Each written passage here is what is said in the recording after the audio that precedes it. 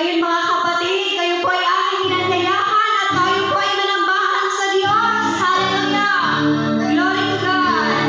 Amen. Hallelujah. So malakas na papuri minsan pa sa ating dakilang Diyos. Amen! Hallelujah! Welcome, Holy Spirit! Amen!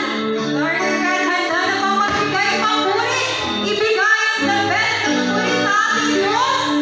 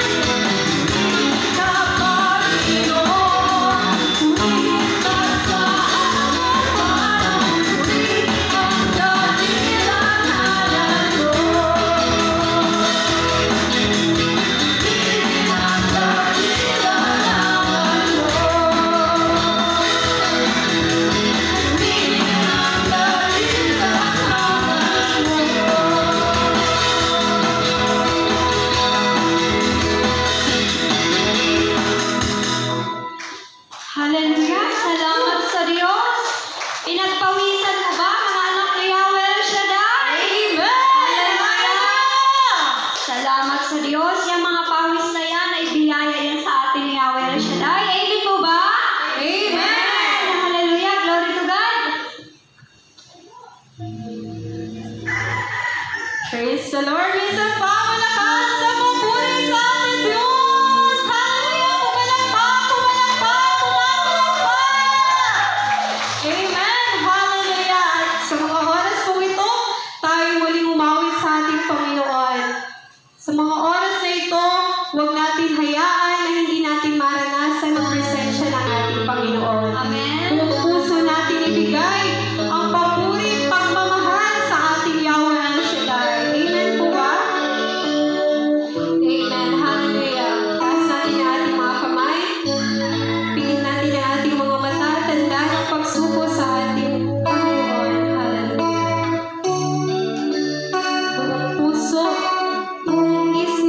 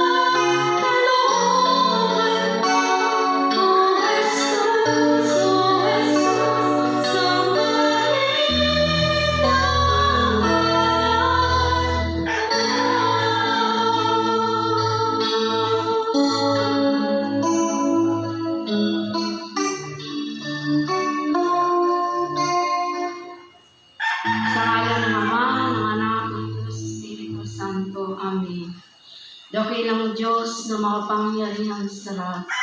Diyos noon, ngayon at kailanman. Diyos ni Abraham, ni Isaac at Jacob. Marami pong salamat sa oras na ito at sa mga sandaling ito na kami nakapasok na po sa chapel na ito, Panginoon. Salamat po sa kalakasan at kalusugan namin lahat at nakarating po sila dito at tigtas at makakauwi po ng malulhati, Panginoon. Panginoon, patawarin po kami sa aming mga pagkukulang sa pagsasalita, sa isip at sa gawa. Loobin niyo po ang mabuting balita na aming mapapakinggan ay may sa puso po namin at may kasaparan sa aming buhay, Panginoon.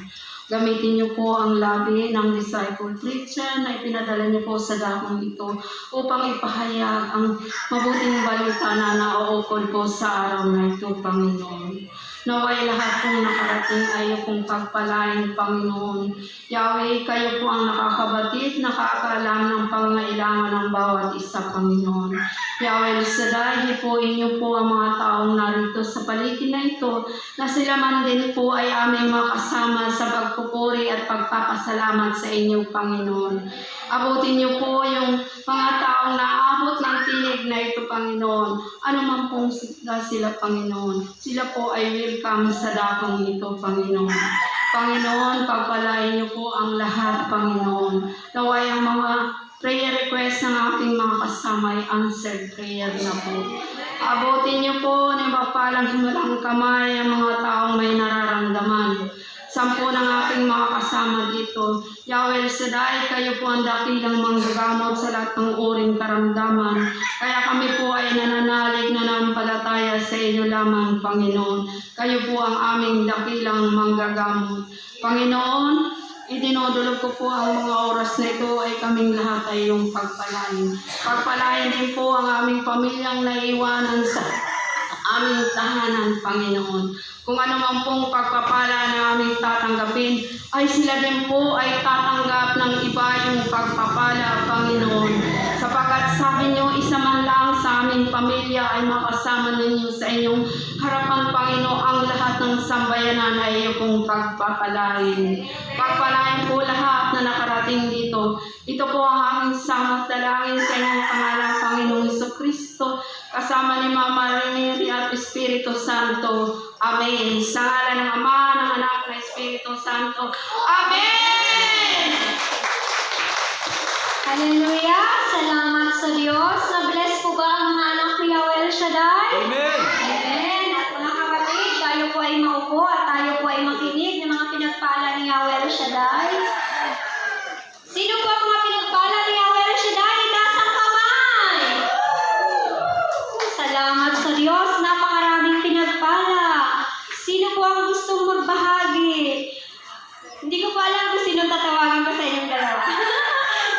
Sige po, kayo po muna, Sister Lilia po. Amen. Pinagpala. Magandang hapon mga kapatid, magandang hapon kay Yahweh Shaddai.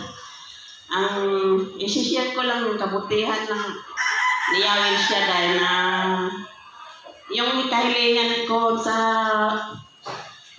kanya na makabili ako ng yogurt. Kahit pa paano nakabili rin kahit maliit lang. Yan lang. Saka nagpapasalamat ako sa kalakasan, kalusugan sa araw-araw at nagigising ako ng malakas. Salamat po, Panginoon.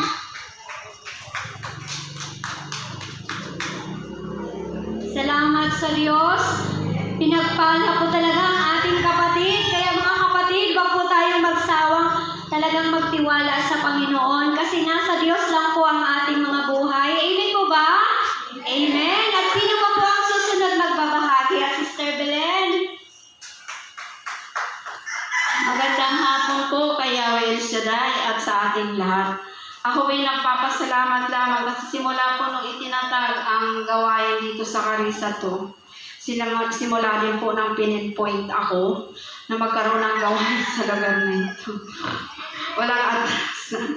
Hiniling ko po kasi nung unang-una yung aking manugang. Kasi po yung manugang ko ay hindi nakakahanap ng permanenteng trabaho, although ay ano po siya, board passer, tapos criminology po ang kanyang natapos. Lagi po siyang bumabagsak sa kanyang weight. Ngayon po, sa copy prayer request ko po, nakahanap na po siya ng trabaho kahit hindi po police. Sa ngayon po ay siya na po ay, ano na po siya tawag, team leader na po. To God be the glory. Amen. Hallelujah! Purihin po muna natin si Yahweh El Shaddai ng malakas na malakas. Amen! Tunay nga mga kapatid, huwag lang po tayo magsawang magsulat ng prayer request kasi si Lord po, hindi po yung ibibigay niya po ang tamang panahon para sa atin po. Kaya magtiwala po tayo ng buong puso kasi ang Diyos po ang may kakayanan po sa ating magbigay. Ang sa tao po may kabiguan po tayo, pero sa Diyos wala pong imposible. Amen po ba? Amen. Sino po ang gusto? Hallelujah. Halika dito, sister. Salamat sa Diyos. Napakaraming pinagpala ang Panginoon. Hallelujah. Glory to God.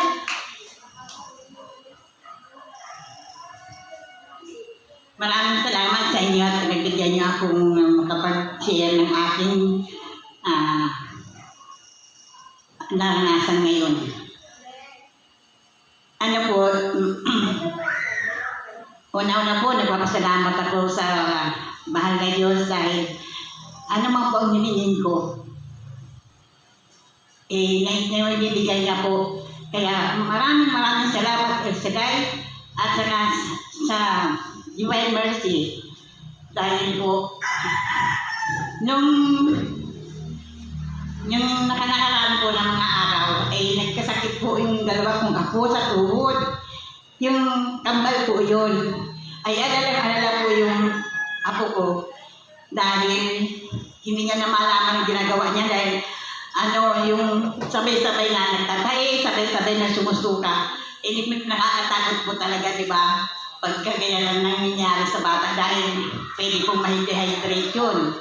Kaya, tumawag ko sa bahay, pumunta ko ako sa kanya ngayon. Awa po ng Diyos, yung isa, gumaling na sa paggusto ka at pagdatay. Ngayon yung isa, dinala sa ospital, yung pala nagkaroon ng dengue. Maraming salamat dahil hindi naman po malakas naman ang resistensya ng bata na iuwi din naman, hindi naman nakumpay. Kaya maraming salamat. Ang ginawa ko lang talaga, dasal ako ng dasal sa pag-ano na yun. Kahit may ginagawa ako, nagdadasal ako yun ang hinalo ko na nakaawaan ang anak ko at saka ang apo ko dahil naawa ako sa apo ko na may kambal na anak na hindi niya malaman ang gagawin niya. Ito lang po. Maraming salamat sa inyo.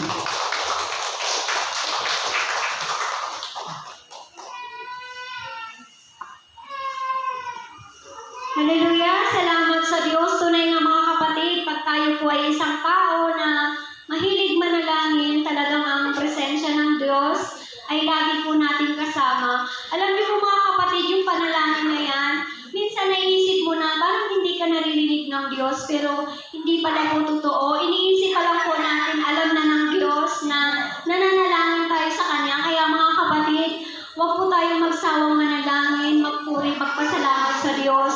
Kasi ang buhay po natin, tanging sa Diyos lamang po nakasalalay. Amen po ba? Amen. Salamat sa Diyos. At nais ko pong magpasalamat sa mga blessing, kahit sabihin mong may mga pagsubok tayo sa buhay. Ang sabi nga ni Brother Mike, lagi tayong magpasalamat sa Diyos, masama man, mabuti, magpasalamat po tayo kasi ang Diyos lamang ang nakakaalam po ng ating mga buhay. Amen po ba? Salamat sa Diyos. At kung may pagsubok man tayo, huwag niyo po isipin yung pagsubok na yan kasi ang pagsubok, lilipas at lilipas po yan. Ang ibibigay sa iyo ni Yahweh El Shaddai na biyaya, higit sa sapat, siksik, liglig at umaapaw po mga kapatid. Amen po ba?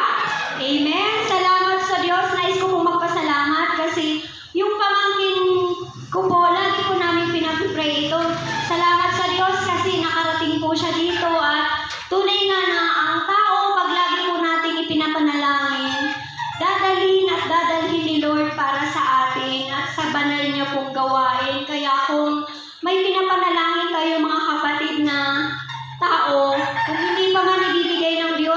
tayong magsawang manalangin. Amen po ba? Amen. Salamat sa Diyos at mga kapatid.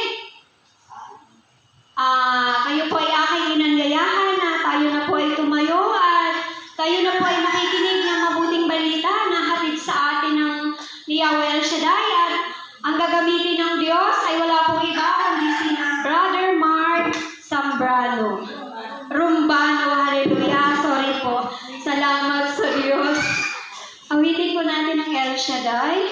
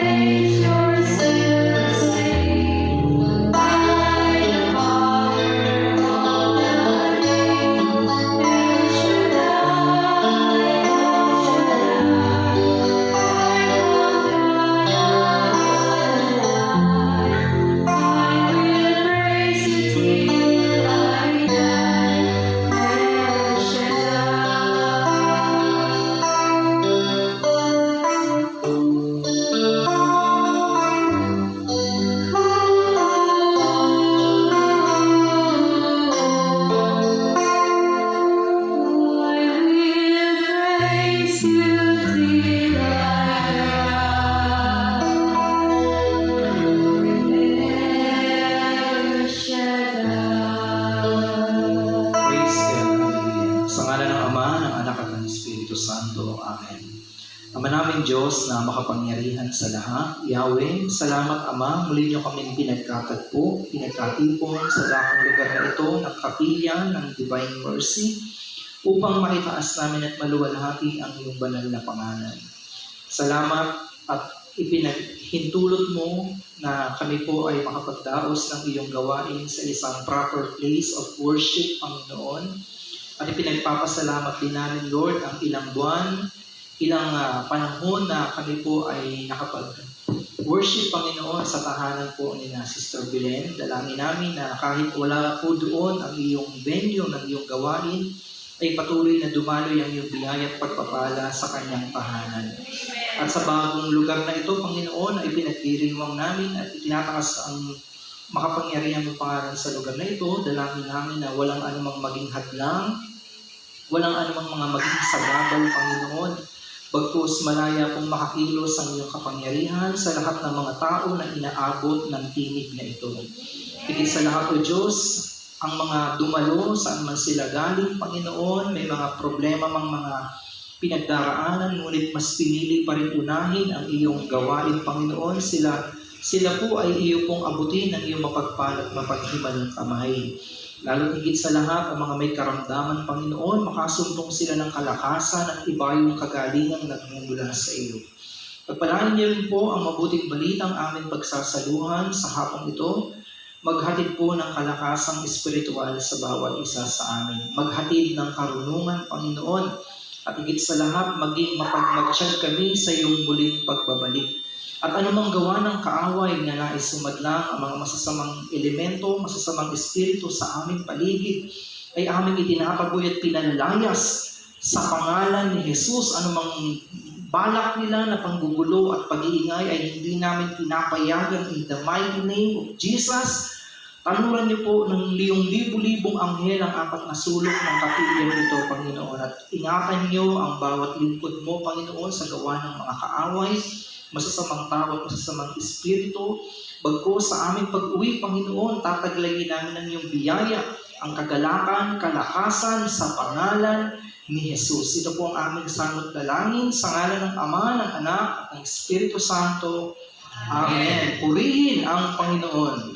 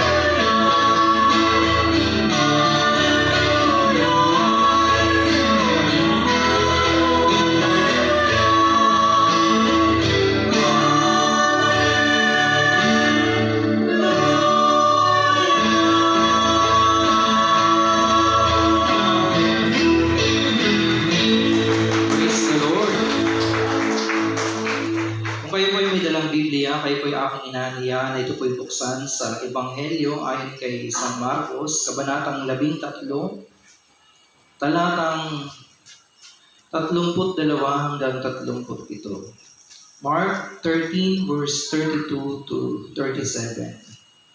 Ngunit walang nakakaalam ng araw o ng oras na iyon kahit ang mga anghel sa langit o ang anak man, ang ama lamang ang nakakaalam nito. Mag-ingat kayo at maging handa dahil di nyo alam kung kailan ito mangyayari.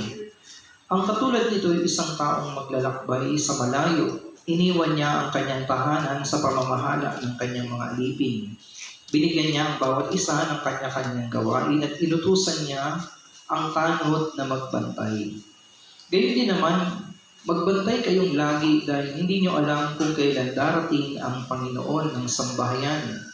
Ito'y maaaring sa takip silim, sa hating gabi, sa madaling araw o kaya'y sa umaga. Baka siya biglang dumating at marat ng kayong natutulog. Ang sinasabi ko sa inyo ay sinasabi ko sa lahat, maging handa kayo. Mga minamahal kong magulang at kapatid, ito po ang mabuting balita ng ating kaligtasan. Pinupuri ka namin, Panginoon. Palakpakan po natin ng malakas ang kanyang salita. Praise God! Pwede na po kayo magsiupo sa presensya po ng Panginoon. Pakibati muna ang inyong mga katabi.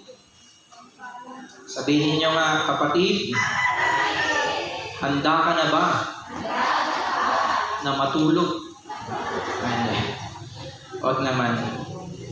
Okay, mga kapatid, napakaganda po ng inyong lugar. At alam niyo po kapag ginaganap doon sa bahay ni Nanay Belen, pag tinitignan ko, parang punong-puno na. Parang iniisip ko, paano kaya kapag yung may mga special occasion, mga gatherings, o kaya yung anniversary, parang mapupuno agad. Tapos nung nandito na kayo, parang nilunok lang mga kapatid. Ang laki ng espasyo, pero maganda po ang inyong lugar. Salamat naman sa Diyos at na-work out niyo ito mga kapatid. So, dito naman talaga dapat. Kung nagdaraos tayo ng gawain sa mga bahay-bahay, yun ay kasi dahil minsan may mga lugar talaga na walang mapaglagyan. Pero kagaya nito, meron naman kayong kapilya, dapat din talaga ay nandito mga kapatid. So, pag-aaralan po natin yung Advent season. Ang first week po ng Advent season, kasi po nagpalit na po tayo ng Gospel reading, tapos na po tayo sa series po ng Matthew. Tayo po ay tumalo na ngayon sa Gospel of Mark, mga kapatid.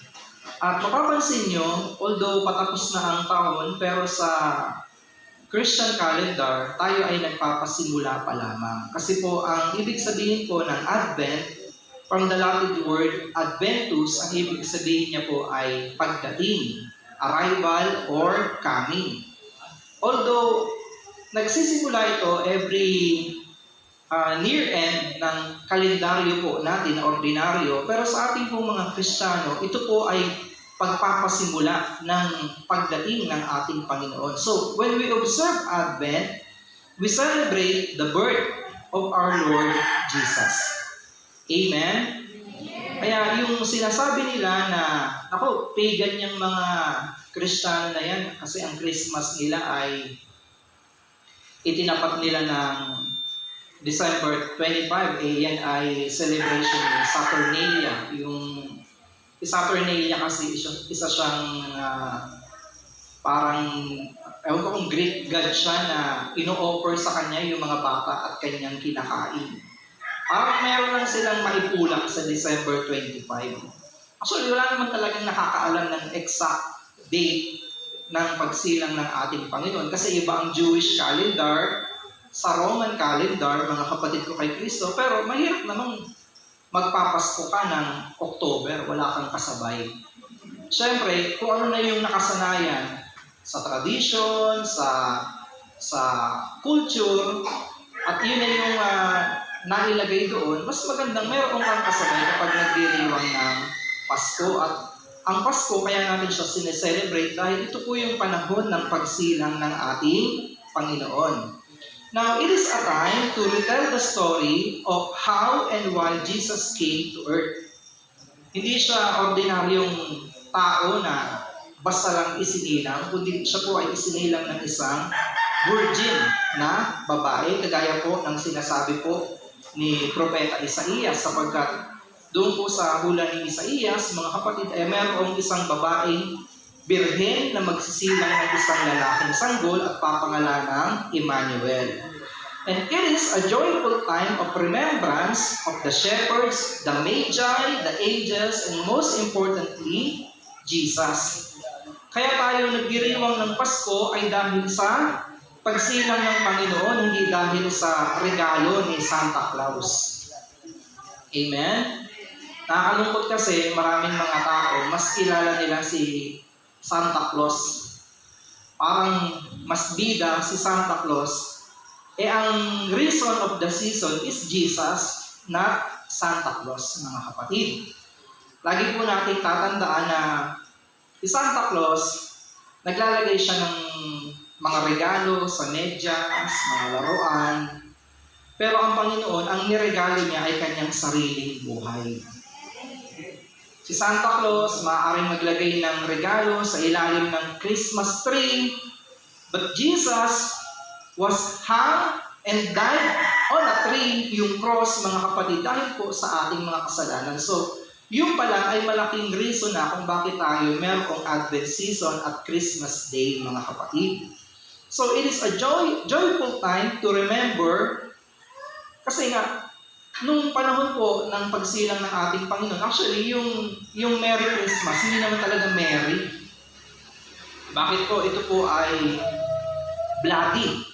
Sapagkat nung isinilang po ang ating Panginoon ay marami pong mga sanggol, 2 years old pababa, mga bata ang namassacre dahil din po sa kadaldalan ng mga dumalaw na 3 mago na ewan ko ba kung bakit nila sa dami-dami ng pagtatanungan kay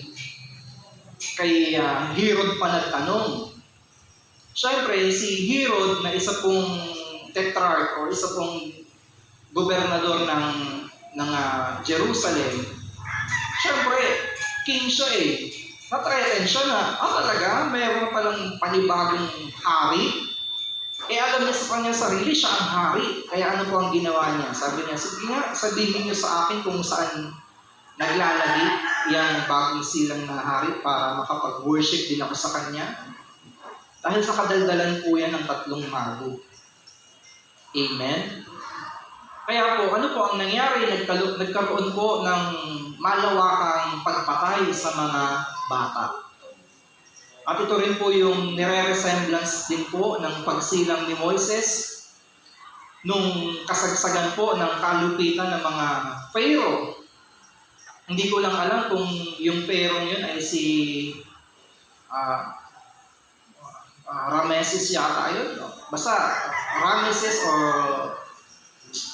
Tutankhamen, basta yun, na ang naging decree niya, masyado nang dumadami ang mga Hebrew, kaya kapag ang isinilang ng isang Hebreo ay isang lalaki, kailangan pilipitin na yung leeg, patayin. Pero yung mga nagpapaanak naman, yung yung komadrona, ay may takot naman sa Diyos, hindi nila pinakapatay. Kaya dumami pa rin ng dumami. At ang mga Hebreo kasi noon, ng mga babae, pag nagsisilang sila, effortless. Yung talagang kala mo, umihit lang, biglang bata na kapatid. Kaya sabi ng mga komadrona, iba sila eh. Kaysa sa mga Egyptian, pagdating namin, nandyan na yung bata. So paano pa namin pipilipitin yung leeg? Kaya po, si Moises, isinilang siya sa panahon na bawal ipanganak. Amen? Merong RH bill na nung hindi na siya maitago ng kanyang ina at kapatid, inilagay na lang po siya sa basket para mag-survive. Yung basket na pinaglagyan sa kanya is designed to float, hindi mag-navigate, mag-float lang. At sinadya na doon paanurin kung saan naliligo yung anak ng Paraon. So alam na po natin ang istorya niya, nakasurvive po si Moises, pero the rest po ng mga ibang bata ay ipinapamasakar din po ng Pharaoh. Ganon din po sa pagsilang ng ating Panginoon. Kaya ho, kung aalalahanin natin yung naging journey ng pagdating ng ating Panginoon, hindi rin po madali. Hindi madali para sa isang shepherd, mga kapatid ko kay Kristo. Hindi madali para kay Maria at kay Joseph. Sapagkat sila ay nakatakda pa lang ikasal. Hindi pa sila kasal, nakatakda pa lang. At napagtanto na nalaman ni Joseph na si Maria na kanyang pakakasalan ay buntis na ng 3 buwan. At ang sabi po sa Matthew, lihim niyang hihiwalayan si Maria upang hindi mapahiya. Para ang isipin na lang ng mga tao sa paligid na buntis niya. Kasi kapag napagtanto ng mga tao na hindi pa kasal si Maria, hindi naman anak ni Joseph yung kanyang ipinagdadalang tao, ano po ang mangyayari kay Mary? Siya po ay pwedeng batuhin ng taong bayan, ng mga religious leaders hanggang sa siya ay mamatay. So para na lang po maproteksyonan si Maria at ang bata sa loob ng kanyang sinapupunan, lihim na lang sana itong hiwalayan. Kita nyo, hindi pa nagsasama, hindi pa kasal, hiwalayan na. Pero buti na lang, nangusap, nagpakita at nagpaliwanag ang anghel kay Joseph.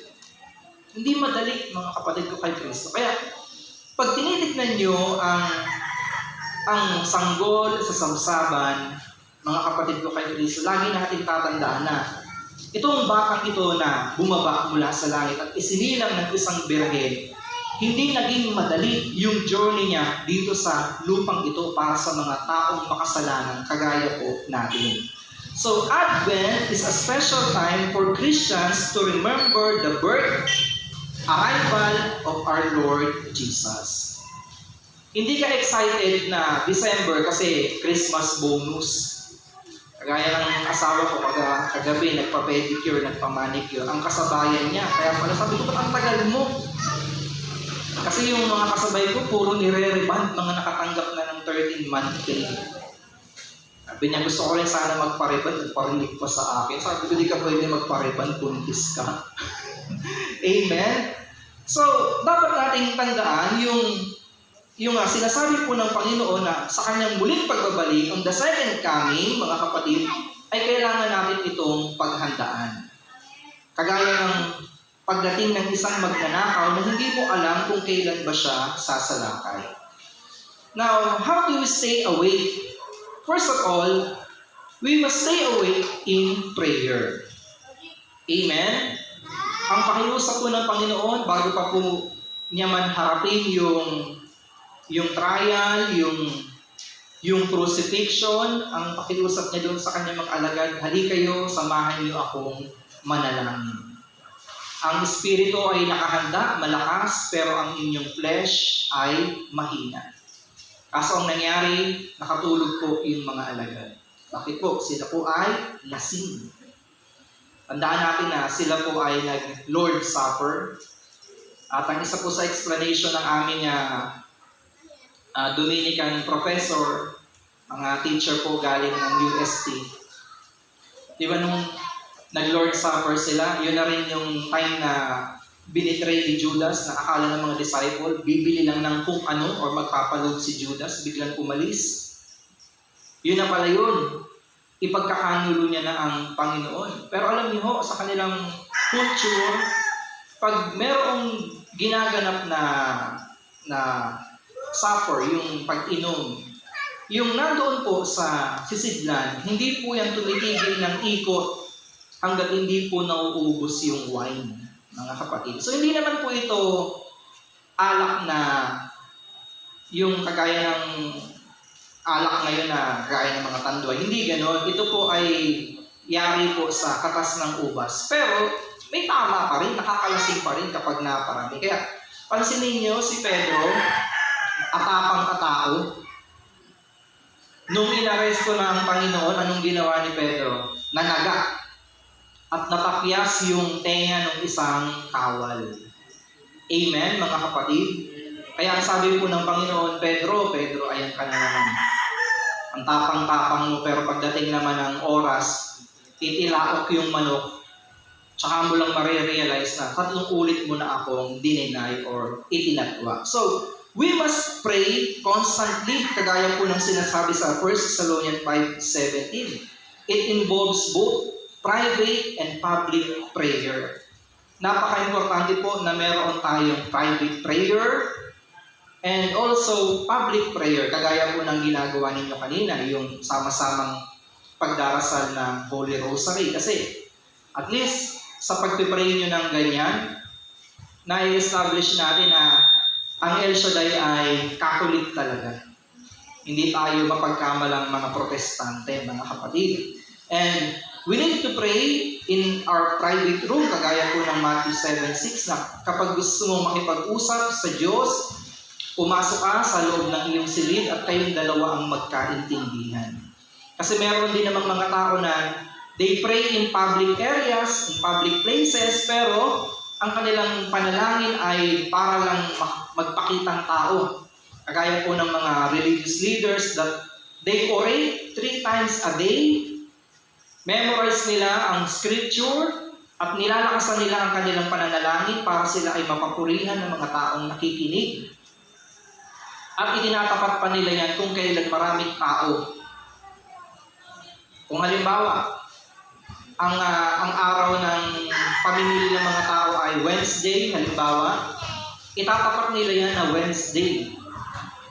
Ilalagay nila yan sa mga public market, sa mga lugar kung saan dinadayo ng mga tao, kasi habang sila ay nakapostura, na nananalangin, isipin ng mga tao na, wow, ang galing naman ng mga ito na memorize nila yung scripture, ang galing-galing nilang mag-pray. Sabi ng Panginoon, nakuha na nila yung reward nila. Huwag na silang umasa pa ng ibang reward. And then, another thing, we should pray shamelessly. Kagaya po ng sinasabi po sa Luke chapter 11, 8-10. We must pray persistently and expectantly.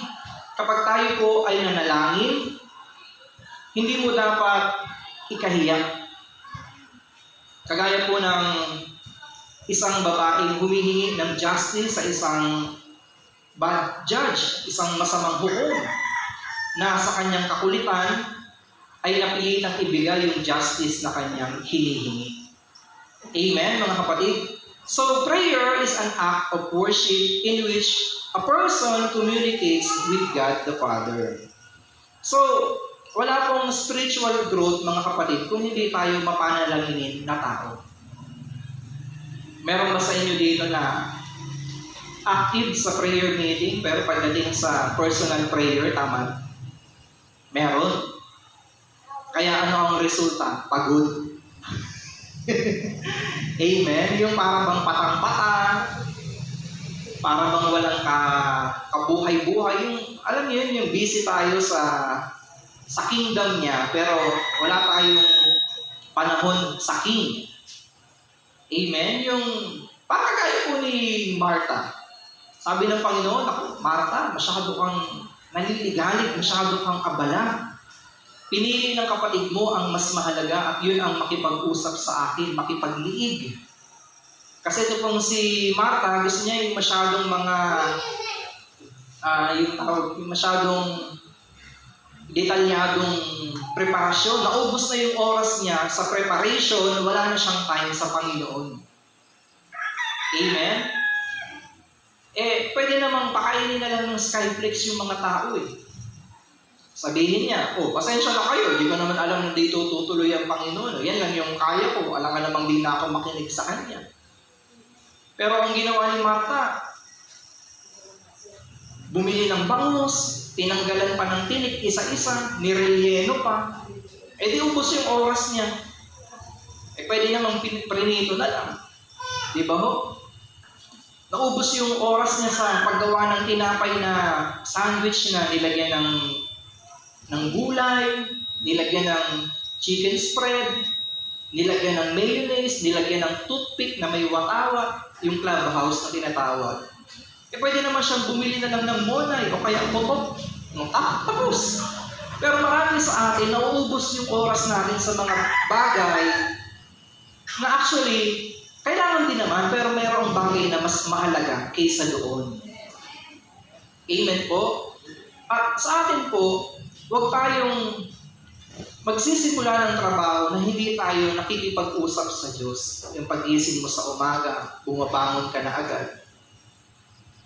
Kailangan pag-gising mo sa umaga, bago mo hanapin yung cellphone, bago ka mag-charge, bago ka magkape, humingi ka muna ng guidance sa Panginoon.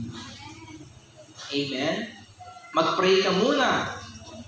Bago matulog, ganun ulit.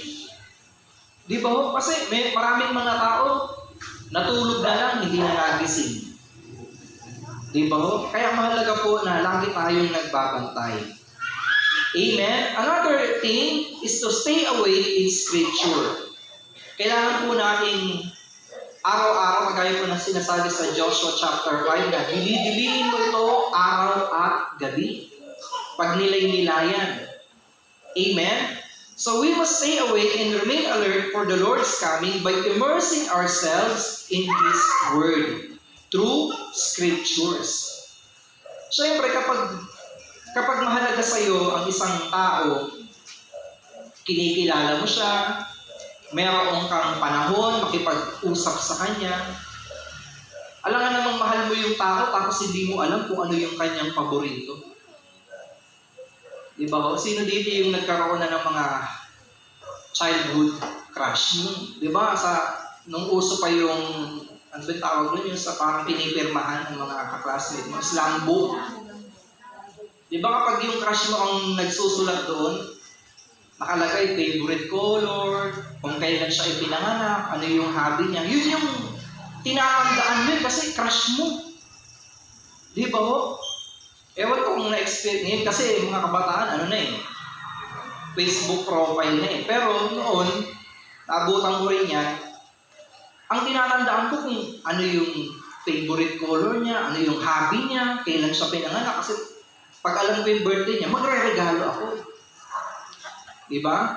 Kasi gusto mo yung tao. Amen? Alam nga namang gustong-gusto mo si Lord, pero wala kang alam sa kanyang salita, wala kang alam sa kanyang personalidad. Marami pong mga tao, inasa na lang yung kanilang spirituality sa preacher na humahayo sa kanila. Kaya wala man lang silang filter. Kung ano yung sabihin, tanggap lang sila ng tanggap. Hindi po yun healthy. Kasi ang magiging kalalabasan po noon ay spoon feeding. Amen? Pinapakain ka na ng laso, nilulunok mo. Kaya kailangan mo ng sariling pag-aaral. Kailangan mo ng pagbabasa. Kailangan mong i-immerse ang iyong sarili pagdating sa Word of God. Amen? Alam niyo ho, dati, merong preacher na humahayo noon sa Rizal. Ang naging inspirasyon ko rin siya kasi bakit po? Ang galing niya kasi magpaliwanag.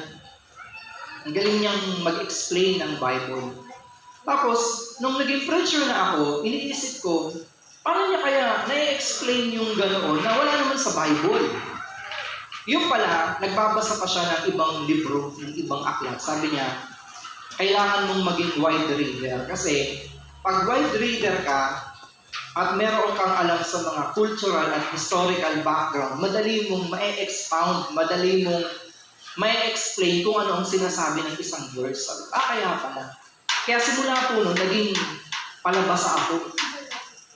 Nung ako po ay nag-aaral, tamad akong magbasa ng aklat. Pero nung ako po ay naging preacher, diyan po ako nag-invest sa mga biblical books. Bumibili ako ng mga archaeological Bible na may kinalaman po sa mga ancient artifacts na mayroong explanation tungkol sa kanilang mga sinaunang pamumuhay. Kasi mahihirapan mong i-explain ang isang verse kung doon ka lang titingin. Kasi meron siyang context na sinusunod. Hindi pwedeng sigaw ka lang ng sigaw. Hindi pwedeng basta ka lang bira ng preaching mo, pero wala ka namang pundasyon na pinagpupuhanan. Amen, mga kapatid? Kailangan nasa proper context ka. Kaya tingnan niyo ho, maraming mga tao, dahil yung kanilang sinusundan ay wala rin proper education or training, basta lang nagbasa ng Bible sa ilalim ng puno ng saging, pagkatapos ay pastor na, ligaw yung kanilang mga aral. Amen? Kaya maganda ho na habang tayo po ay nagninilay po sa salita ng Diyos, syempre, by the guidance of the Holy Spirit, nakikinig ka rin sa mga tamang mentor, tamang tao na hindi ililigaw ang iyong pananampalataya. Kasi, alam nyo, ito ang nakakalungkot sa atin. Catholic ka, pero may napakinggan ka, parang nabilib ka agad, biglang ang naging resulta, naging protestante ka tuloy. Kaya ang labas mo, katolikante. Ako, aminin ko, ganyan din po ako dati. Nung wala pa pong CDW, yung College of Divine sa Ambel, kung kanino rin po ako nakikinig. Kasi nga, uhaw ako sa aral. So kung saan-saan ako nakikinig, sa Baptist, sa Presbyterian, sa Full Gospel, sa Foursquare, kung saan-saan. Kaya pag nagpipreach ako, halo-halo yung aking aral na dala. Amen? Tapos, nung nagkaroon na po ng College of Divine Wisdom, naging professor namin ay mga Agustinian, naging professor namin ay mga Dominican priest, mga taga-USC, mga taga-Arellano. Doon po na-balance yung aking pundasyon na maganda naman palang aral ng Catholic, hindi lang na-explain ng maayos. Walang nag-explain kasi. Amen?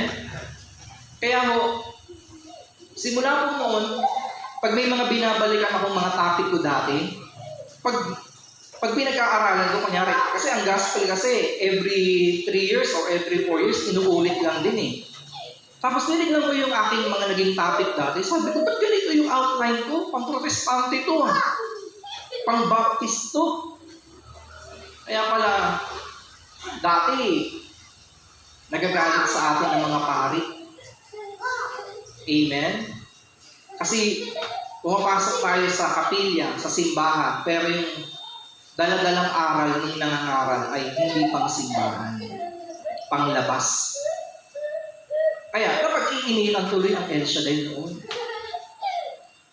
meron po noon sa isang bang lugar to, sa San Narciso, Quezon, ang gawain po, nasa labas lang din. Pinalayas ng pura paroko. Kasi ba naman, yung preacher na humayo, pinagbabasag yung rebulto.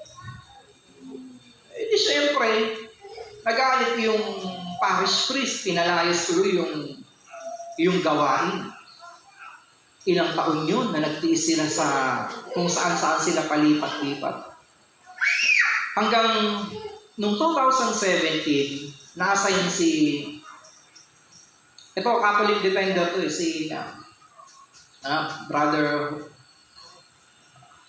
pangalan. Basta kasamahan ko rin, taga sa Pamati yata siya. Magaling siya sa Catholic faith. Naging kaibigan niya yung pari. Alam nyo, wala pang isang buwan, balik agad yung gawain sa loob ng simbahan. Amen? Kaya alam niyo ho, kailangang aral tayo sa ating pananampalataya. Kasi kapag hindi ka malalim sa iyong sariling faith, sa iyong doktrina, pangsimbahan, pag nakarinig ka ng ibang aral, oo, mamamangha ka. Kasi ganoon din ako dati. Pero kapag alam mo ang iyong pananampalataya sa Katoliko, maa-appreciate mo na tama talaga. Mas maganda pa rin maging Katoliko. Amen? Kaya tingnan niyo ho, nung kinasal ako, kasi pinagbibintangan nila ako na hindi ako Catholic. Sabi ko, paano hindi ako Katoliko? Kinasal ako sa simbahan. Pinabinyagan ko ang anak ko sa simbahan.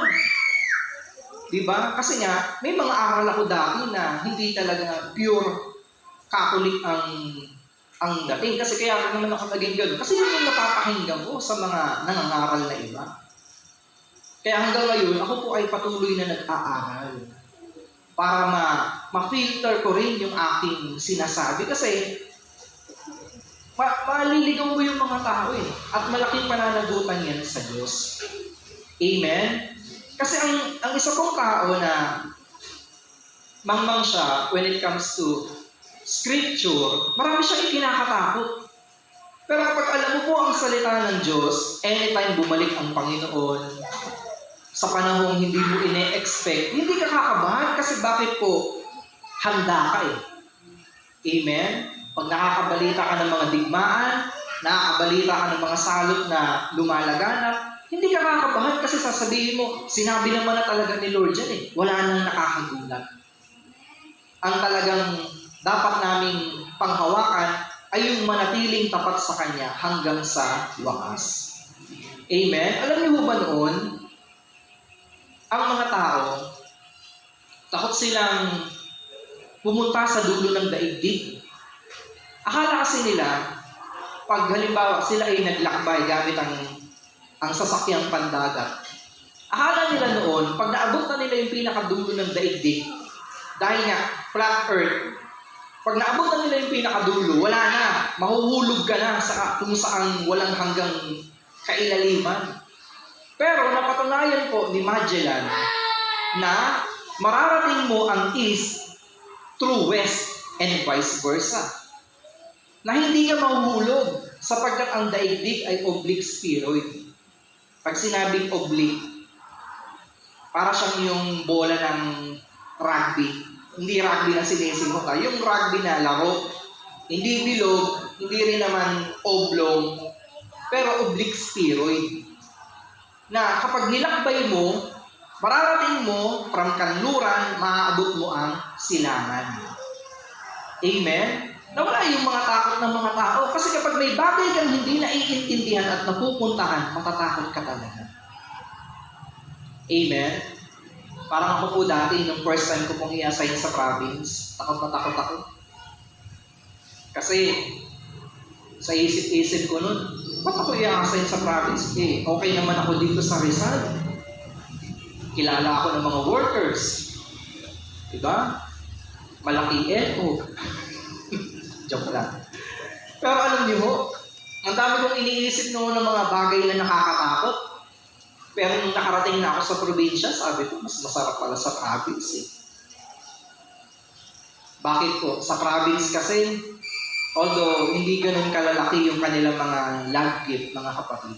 Pero mararamdaman mo talaga yung tunay na, hindi ko naman sinasabi hindi mission dito, pero yung talagang buhay misyonero, yung tatawid ka ng sapa, aakyat ka ng mga bundok, kakain ka ng mga mais, magtopok ka sa mga maisan, mga kuprahan. Naranasan ko talaga. Naranasan kong habang nagtopok, kinukulang. Oo, yung may nagdidistract sa akin habang nagtutok ako, liparan yung mga ibon. Naranasan kong sumakay ng mga kalabaw para lang makapunta dun sa mission. Kaya yung pantalon ko, ang baho. Naranasan kong magtok sa gitna ng bukid na ang umaaten ay lilima. Pero gawain pala yun. Naranasan kong maglakad sa gitna ng mga palayan. Kaya sabi ko, okay pala talaga pagbalik ko ng Maynila, hindi na nila ako mabibidahan kasi alam ko na eh. Di ba ho, mga kapatid?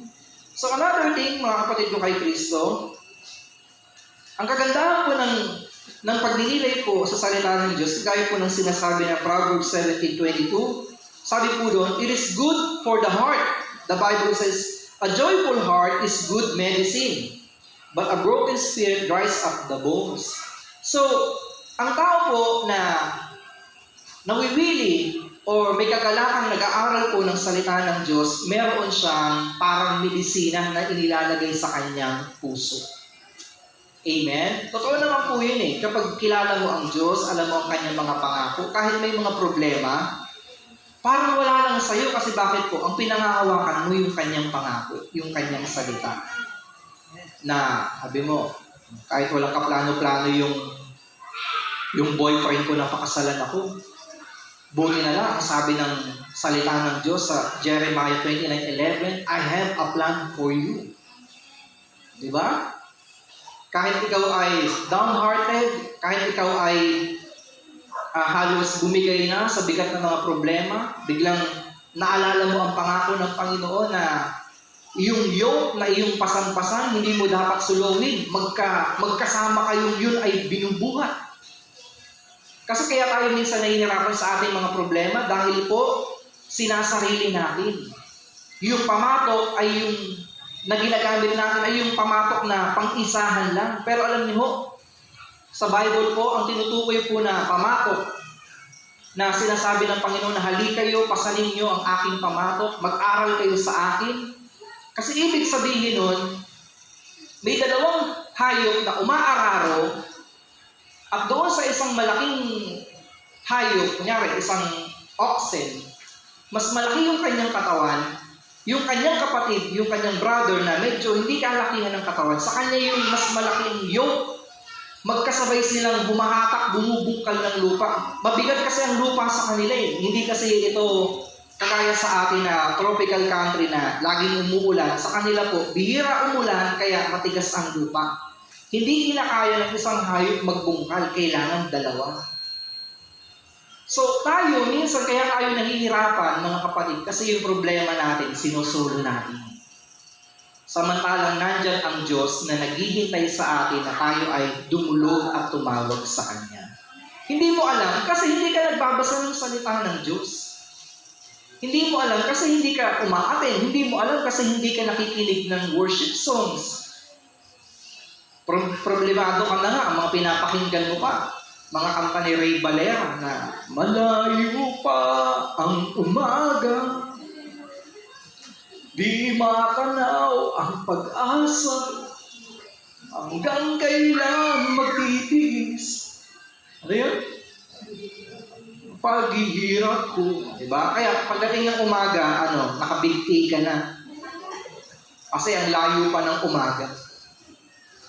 Samantalang kung ikaw po ay laging nakikinig ng salita ng Diyos, kahit may problema, halimbawa, ang napakinggan mo, yung kanta ng, sino pa kumanta nito, yung ang tinig mo, ang aking hanap-hanap, sa gitna ng bawat takot at paghihirap. Di ba, kahit na parang takot ka na, kahit hirap ka na, may nagpapalakas sa'yo kasi naaalala mo yung mensahe ng awitin na yun, yung natagpuan ng iyong pag-ibig na dakila. Maaalala mo na hindi ka pinabayaan ng Diyos, na ikaw ay kanyang hinanak sa gitna ng kadiliman. Amen? So the Bible is good, mga kapatid, because it reminds that our hands, our life belongs to God. Amen po, mga kapatid. So, dapat po, we must stay awake together in the church. Amen? So, una, in prayer, we must stay awake in prayer. Ikalawa, in scripture. At pangatlo po, we must stay awake in the church together, mga kapatid. Bakit kailangan po natin ng iglesia? Kasi dito ho sa iglesia, dito ho tayo nagpapalakas, nagre-recharge. Amen? Kaya kapag nakarinig po kayo ng mga taong sinasabi na ayaw ko magsimba, pare-pareho lang naman din sila. Mga makasalanan pa rin. Tama!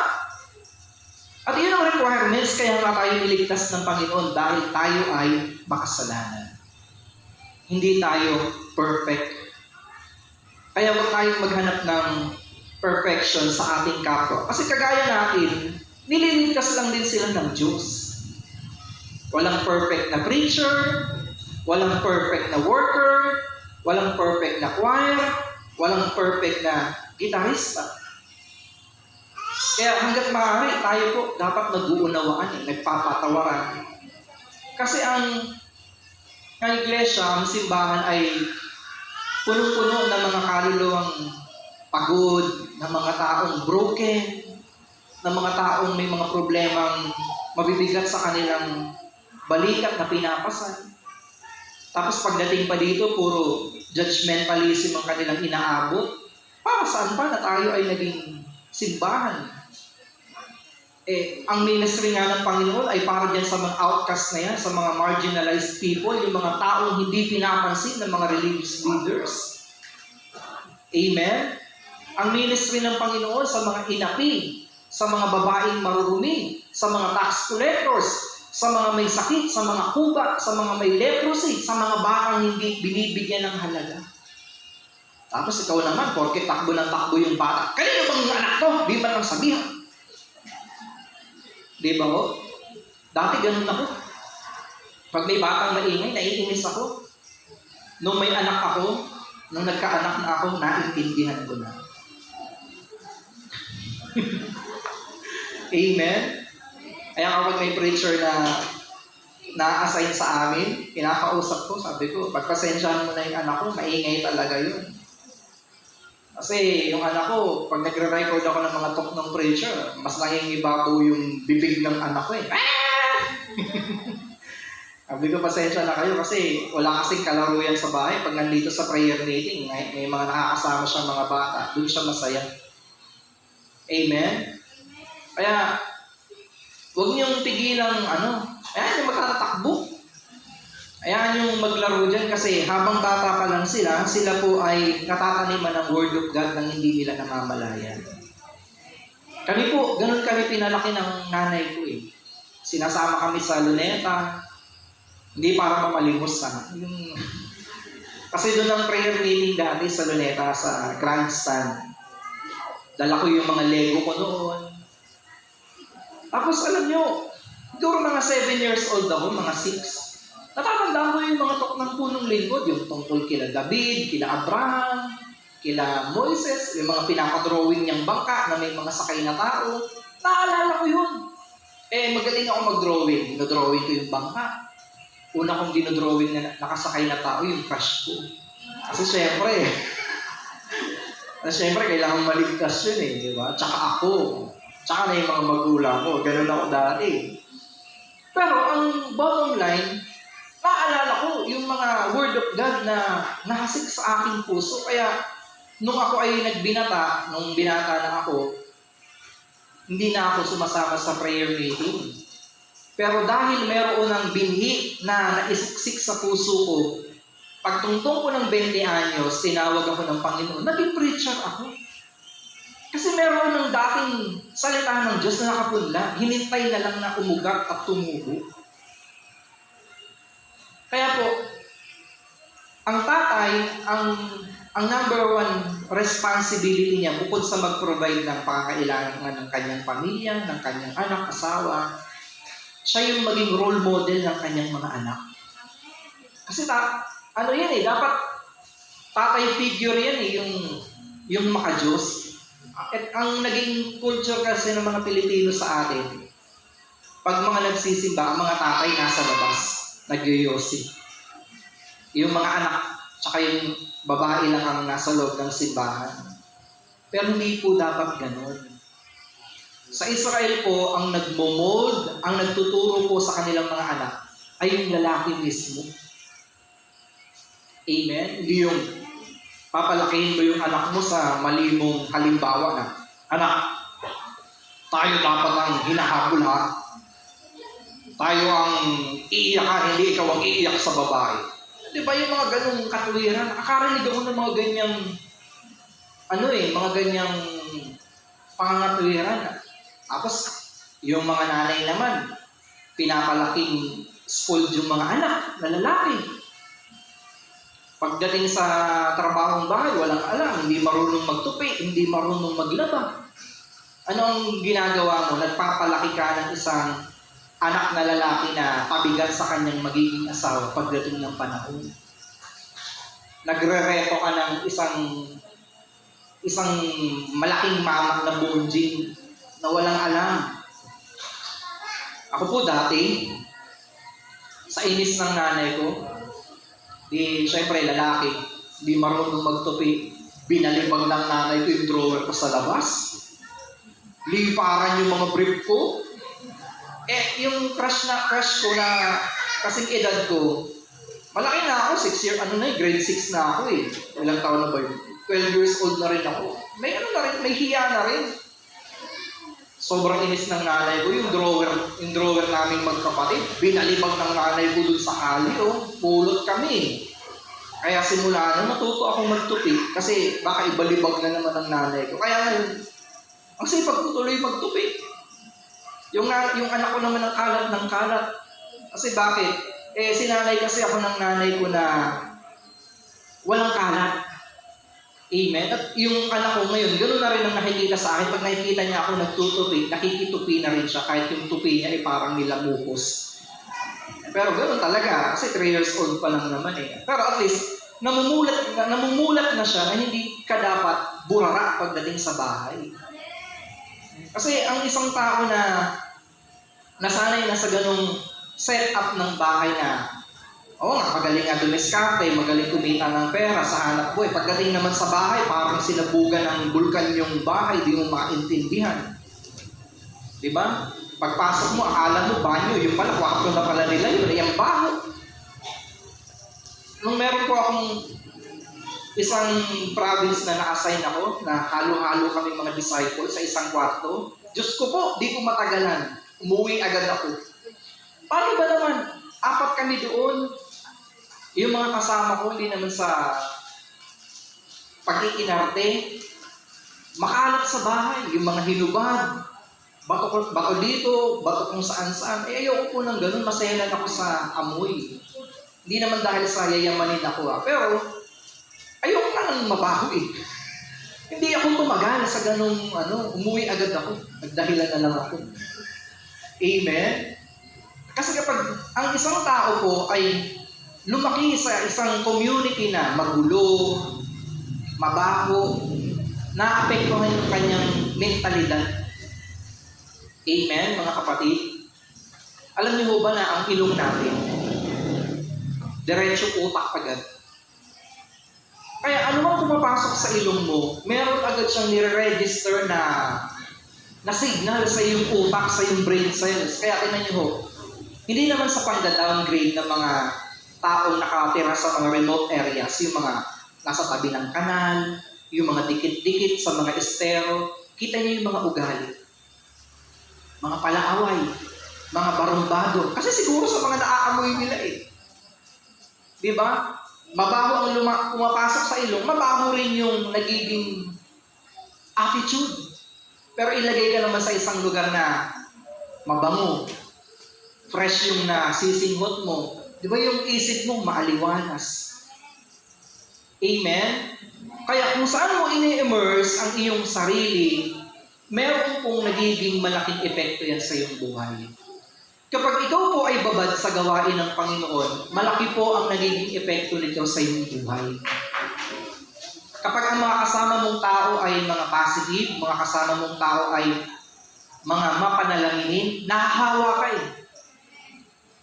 Diba? Dati di ka naman nagpe-pray habang kumakain, biglang nung sumubo ka na, biglang nag-pray yung katabi mo, niluwa mo. Kasi sanay kang hindi nagpe-pray, pero nung nakakasama mo na yung mga taong nagpe-pray ka na rin ngayon. Amen?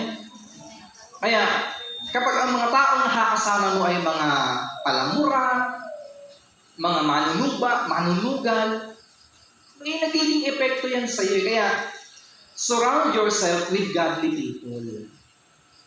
Amen? Yung mga taong may mga malalaking maiaambag sa iyong buhay na maganda.